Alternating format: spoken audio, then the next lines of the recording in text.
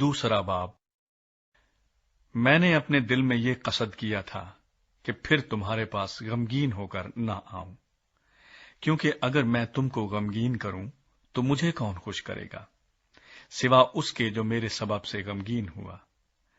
اور میں نے تم کو وہی بات لکھی تھی تاکہ ایسا نہ ہو کہ مجھے آ کر جن سے خوش ہونا چاہیے تھا میں ان کے سبب سے غمگین ہوں، کیونکہ مجھے تم سب پر اس بات کا بھروسہ ہے کہ جو میری خوشی ہے وہی تم سب کی ہے، کیونکہ میں نے بڑی مصیبت اور دلگیری کی حالت میں بہت سے آنسو بہا بہا کر تم کو لکھا تھا، لیکن اس واسطے نہیں کہ تم کو غم ہو، بلکہ اس واسطے کہ تم اس بڑی محبت کو معلوم کرو جو مجھے تم سے ہے۔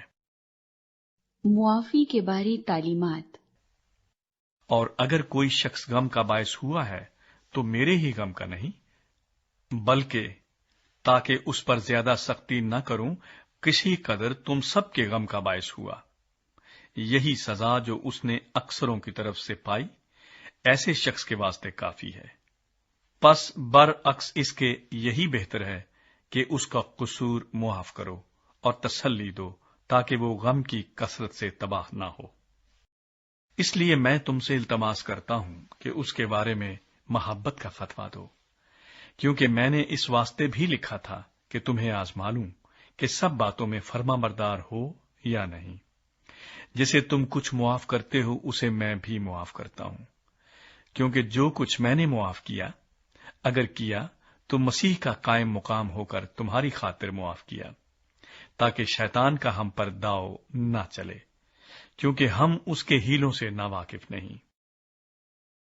ترواس میں پولس کی پریشانی۔ اور جب میں مسیح کی خوشخبری دینے کو ترواس میں آیا اور خداوند میں میرے لیے دروازہ کھل گیا تو میری روح کو آرام نہ ملا، اس لیے کہ میں نے اپنے بھائی تیتس کو نہ پایا۔ پس ان سے رخصت ہو کر مقدونیہ کو چلا گیا۔ یسوع مسیح میں فتح۔ مگر خدا کا شکر ہے جو مسیح میں ہم کو ہمیشہ اسیروں کی طرح گشت کراتا ہے اور اپنے علم کی خوشبو ہمارے وسیلے سے ہر جگہ پھیلاتا ہے، کیونکہ ہم خدا کے نزدیک نجات پانے والوں اور ہلاک ہونے والوں دونوں کے لیے مسیح کی خوشبو ہیں۔ بعض کے واسطے تو مرنے کے لیے موت کی بو اور بعض کے واسطے جینے کے لیے زندگی کی بو ہے۔ اور کون ان باتوں کے لائق ہے؟